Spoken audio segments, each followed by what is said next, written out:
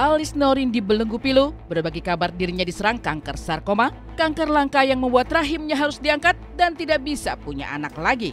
Seperti apa jerit hati Alisnorin hingga kisah sederet bintang yang juga berkutat dengan persoalan rahim mereka? Sementara itu, dari Lamongan, seperti apa jejak kasus asusila yang menimpa sejumlah anak-anak di Pondok TPQ di sana? Seperti apa kekecewaan warga menghadapi realita bahwa sosok pengasuh Pondok TPQ yang selama ini ditokohkan bahkan pernah viral karena membuat kitab suci terbesar justru menjadi tersangka dan mendekam di balik penjara? Masih dari Lamongan, seperti apa sebenarnya sejarah kuliner khas daerah tersebut dari soto hingga pecel lele Lamongan? Tak asing lagi di lidah banyak orang, benarkah soto Lamongan dulu kala diyakini bisa meredakan demam? Bagaimana dengan mitos warga Lamongan pantang makan ikan lele? Lalu seperti apa pula kisah hidup pemeran emak di film Emak Ingin Naik Haji serta di sinetron Emak Ija Pengen ke Mekah?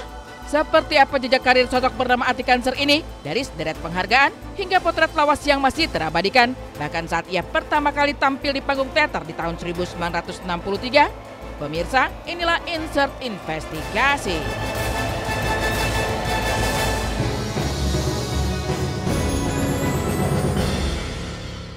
Aku divonis kanker sarkoma, yaitu kanker langka yang berkembang di otot rahim. Belum lama ini Alisnorin mengabarkan di akun Instagramnya bahwa ia terkena kanker sarkoma yang dapat diartikan kanker langka yang berkembang di dalam otot rahimnya. Tak hanya itu, Alisnorin juga mengatakan bahwa ia sering mengalami sakit di bagian perut bawahnya.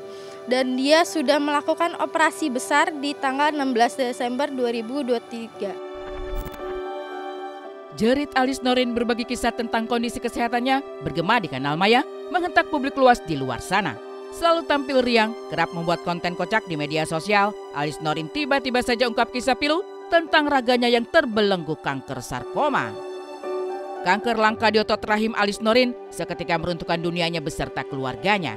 Dalam senyap, sang bintang sudah memeriksakan kondisi kesehatannya dari bulan Desember 2023 hingga Februari 2024. Niat semula memeriksakan kondisi kesehatan agar tenang menikmati liburan tahun baru, buyar dalam sekejap mata ketika dokter menemukan hal ganjil di bagian rahimnya. Setelah serangkaian pemeriksaan, derita Alisnorin kian berlipat ganda ketika ia harus menjalani operasi pengangkatan rahim pada 16 Desember 2023 yang membuatnya tak bisa lagi memiliki anak dan menopause dini.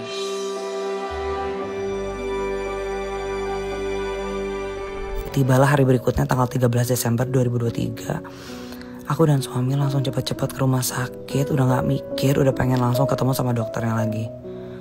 Begitu masuk ruangan, beliau langsung bilang, sesuai dugaannya Bu Elis, ada kemungkinan ini kanker sarkoma dan harus segera dioperasi dengan cara midline laparotomi alias dibelek dari atas ke bawah.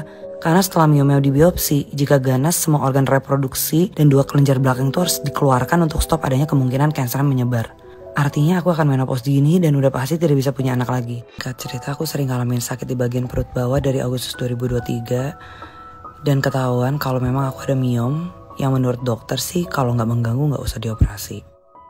Biasanya nggak terlalu aku rasain sih. Tapi akhir tahun kemarin pas live sakitnya benar-benar gak ketahan dan akhirnya aku mutusin untuk cek di hari itu juga. Nyerinya kemungkinan besar ya nyeri bisa terjadi karena pertumbuhan yang cepat pada benjolan di rahim tersebut yang kemudian menyebabkan rasa nyeri jelasnya.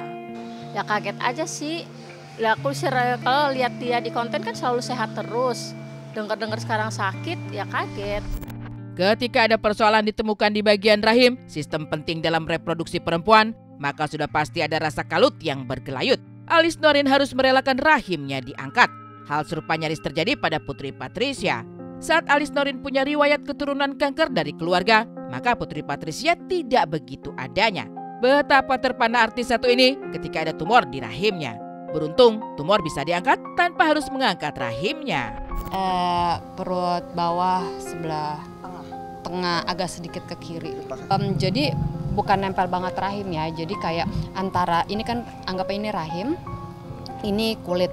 Nah dia di tengah di antaranya itu. Jadi syukur nggak sampai yang harus rahimnya diangkat gitu kan. Waktu pas hari hanya pada hari operasi itu, saya kan ngantar dia ke kamar operasi. Nah biar bagaimana kita tahu anak kita mau dioperasi, rasanya kan kayaknya gimana. Aduh saya yang nangis gitu. Malah saya yang dihibur sama dia. Saya yang dihibur, dibikin ketawa, dibikin apa, udah mama tenang aja, I'm okay. Dengan berbagai alasan, pilihan untuk mengangkat rahim tidak bisa dielakkan. Alice Noreen bukan satu-satunya artis yang harus menjalani prosedur serupa.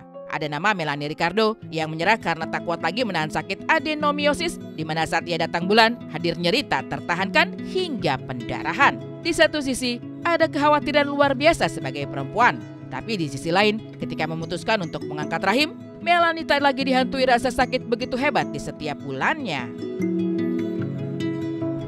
Jadi kalau gue lewat situ, ih gila gue udah gak beli pembalut. Dan di rumah tuh lu pembalut semua.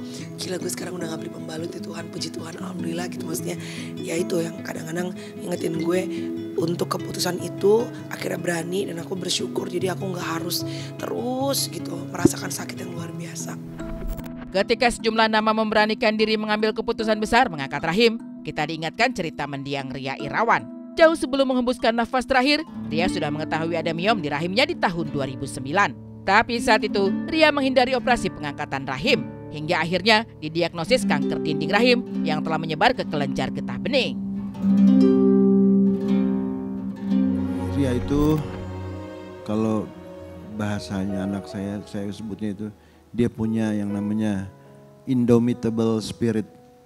Indomitable spirit kalau di bahasa kedokteran mungkin ada istilah yang sering dipakai itu Bonaparte spirit. Bonaparte spirit itu bahwa dia tuh nggak gentar sama sekali dengan penyakit yang dia idap gitu ya. Dia bahkan bikin bercanda itu semua penyakit yang ada di badannya dia. Sehingga penyakitnya pun segan cepat-cepat menguasai dia gitu. Saat kanker kadung menyebar dan berada di stadium lanjut, Ria Irawan begitu tegar berikhtiar.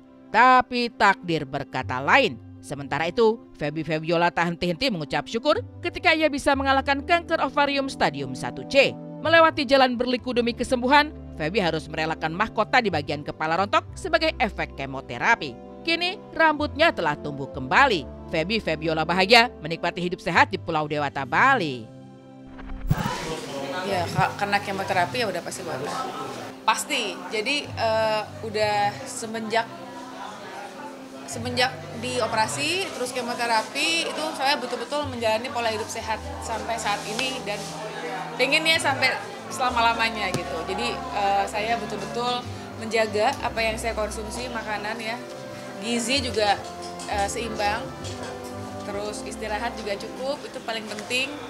Terus nggak stres, jangan stres. Di rahim juga sangat banyak macamnya. Ada tumor jinak, tumor ganas. Nah,